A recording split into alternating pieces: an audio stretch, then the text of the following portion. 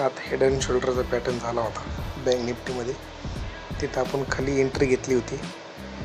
51,500चा call घेतला होता 310 रुपयांनी. पेपर ट्रेड करत आहे आपण प्रॅक्टिससाठी. त्यामध्ये 450 क्वांटिटी घेतली होती. तर तुम्ही बघू शकता हेड अँड शोल्डर पॅटर्न कसा एक्झिक्यूट होत होते. आणि आपलं पहिलं टार्गेट हिट होतं. लगेच दुसरं टार्गेट लावलं ते सुद्धा हिट झालं होतं. नंतर आपण स्टॉप लॉस ड्रिल करत होतो.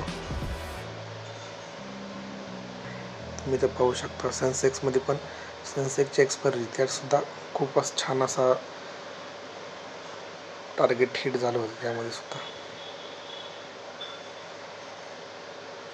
निफ्टी एवढी मज़ा नहीं दे रहा था, लेकिन बैंक निफ्टी ने बहुत मज़ा दिया है.